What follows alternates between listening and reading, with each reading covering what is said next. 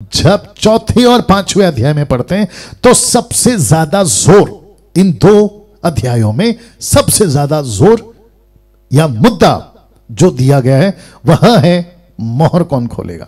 सबसे बड़ा मुद्दा मोहर कौन खोलेगा, इसी को लेकर बड़ा स्वर्गदूत अभी मैं रखूंगा, वो चीखता हुआ यूहन्ना और वहां के लोग आंसू बहाते हुए पुकार लगा रहे हैं मोहर कौन खोलेगा, क्योंकि एक एक मोहर जैसे खुलेगी परमेश्वर का न्याय पृथ्वी पर उन लोगों का जिन्होंने लहू बहाया प्रभु के दासों का, उनका न्याय होगा। उसके बाद आपकी 7 तुरी, उसके बाद 7 कटोरे, इन सभी की शुरुआत होगी। तो मोहर का खुलना बहुत जरूरी है और योग्य व्यक्ति चाहिए। याद रखिए, योग्य व्यक्ति चाहिए। कोई भी ऐरा गहरा इस मोहर को नहीं खोल सकता। वो पवित्र होना चाहिए, वो जयवंत होना चाहिए, वो पुरुष होना चाहिए। और यही वजह है मुसलमानों, यही वजह है जितने लोग नहीं मानते यीशु को कि यीशु अगर गॉड है तो वो मनुष्य बनकर कैसे आ गया, वो मनुष्य बनकर क्रूस पे कैसे मर गया। ये बात को साबित करती है कि मोहर खोलने के लिए एक पुरुष चाहिए था, वो मेमना बनकर आना था।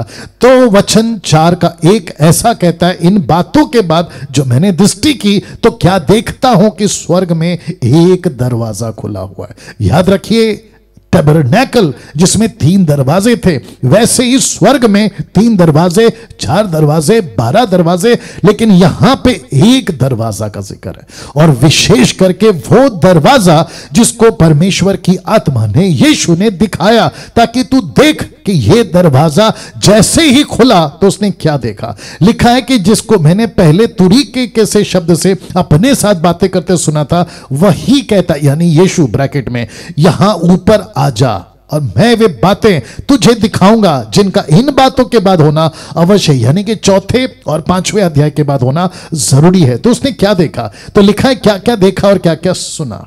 किसने? यूहन्ना ने। एक सिंहासन स्वर्ग में रखा है, उस सिंहासन पर कोई बैठा है, ऑफ कोर्स परमेश्वर पिता एलोहिम।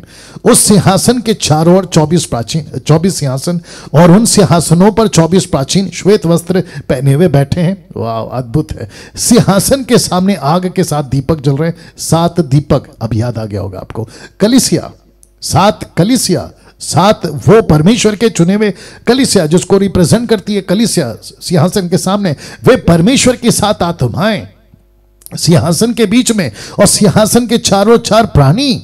कहता है पहला प्राणी सिंह के समान, दूसरा प्राणी बछड़े के समान, तीसरा प्राणी का मुंह मनुष्य का सा, और चौथा प्राणी उड़ते हुए उकाब के समान।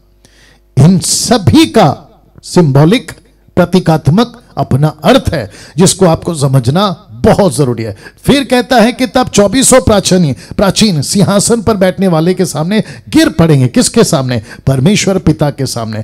उसे जो युगानुयुग जीवित है प्रणाम करेंगे। वे अपने अपने मुकुट सिंहासन के सामने ये कहते हुए डाल देंगे कि हे प्रभु परमेश्वर, तू ही महिमा, आदर, सामर्थ के योग्य है, क्योंकि तू ही ने सब वस्तुएं सिरजी और तेरी ही इच्छा से थी और सिरजी गई। क्या अद्भुत है। इसके बाद एक दृश्य देखा। दृश्य क्या है दोस्तों? कहता है कि फिर मैंने एक बलवंत स्वर्गदूत को देखा जो ऊंचे शब्द से यह प्रचार करता था, पुस्तक को खोलने और इसकी मोहर तोड़ने के योग्य कौन है? Question mark. इसको कौन तोड़ेगा?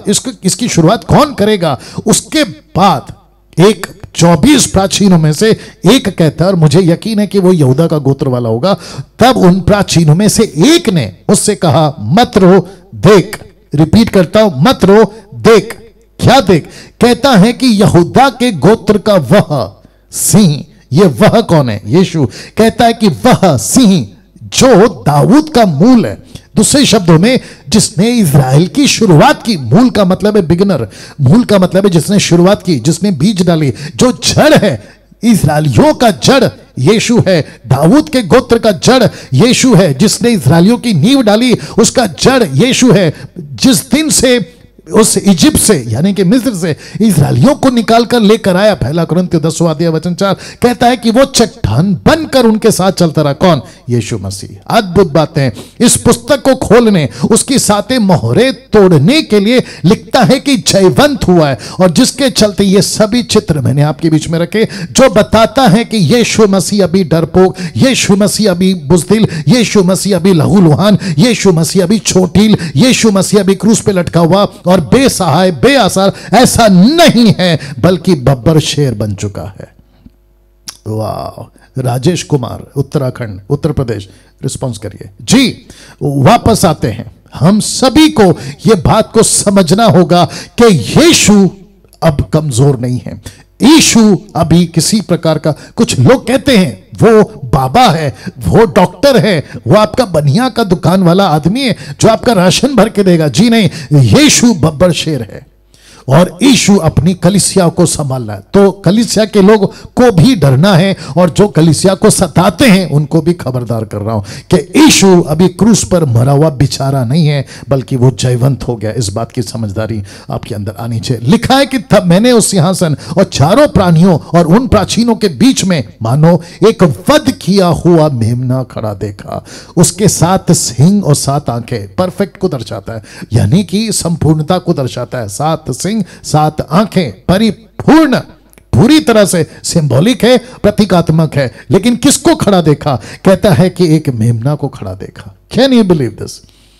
और यीशु के बारे में क्या लिखा है? देखिए 5:11 लिखा है कि जब मैंने देखा तो उस सिंहासन और उन प्राचीन प्राणियों और उन प्राचीनों के चारों ओर बहुत से स्वर्गदूतों का शब्द सुना, जिनकी गिनती लाखों और करोड़ों की थी। याद रखिए, स्वर्ग में लाखों करोड़ों स्वर्गदूत है जिनकी गिनती नहीं हो सकती। वचन 12, वे ऊंचे शब्द से कहते थे, वध किया हुआ मेमना ही सामर्थ, धन, ज्ञान, शक्ति, आदर, महिमा और धन्यवाद के योग्य है। इसका मतलब वर्शिप, यीशु की वर्शिप हो रही है, पिता परमेश्वर की वर्शिप हो रही है। फिर यीशु अगर परमेश्वर नहीं होता, यीशु मसीह अगर किसी स्वर्गदूत की तरह होता जो यहोवा विटनेस वाले सिखाते हैं, या यीशु मसीह कोई इंसान का बच्चा होता जो मुसलमान सिखाते हैं, तो फिर यीशु और पिता वहां ऑब्जेक्शन क्यों नहीं उठा रहे कि हे स्वर्गदूतों, हमारी आराधना मत करो। या तो यीशु बोल देता, मेरी आराधना मत करो, सिर्फ खुदा की आराधना करो। ऐसा कोई शब्द यहां पढ़ने नहीं मिलता, बल्कि वो लिखता है कि मेमना ही सामर्थ, धन, ज्ञान, शक्ति, आदर, महिमा के योग्य है। उसके बाद वचन 13 कहता है कि फिर मैंने स्वर्ग में और पृथ्वी पर और पृथ्वी के नीचे और समंदर के सब सिरजी हुई वस्तुओं को और सब कुछ को जो उनमें है ये कहते सुना, जो सिंहासन पर बैठा है और उसके मेमना का धन्यवाद, आदर और महिमा और युगानुयुग जीवित रहेगा। Can you believe this? पृथ्वी के नीचे स्वर्ग, स्वर्ग में और जो कुछ पानी के अंदर है, सारे के सारे सृष्टि की चीज एक एक परमेश्वर की आराधना करती है। लिखा है कि वचन 24 में चारों प्राचीनों ने आमीन कहा और प्राचीनों ने गिरकर दंडवत किया। ये प्राचीन कौन है? 24 प्राचीन कौन है? 12 गोत्र के और यीशु के 12 चेले जो जानते हैं। और आपको यह भी बता दूं कि कुछ 3.5 साल या 2,500 साल, माफ करें, कुछ 3 या 2,500 साल के दरमियान में जो इस्राएलियों ने सृष्टि को बताया कि एक परमेश्वर है, 12 गोत्र आज पूरी दुनिया को बता रहा है कि एक परमेश्वर है, उसके 12 चेले। वाह, see this.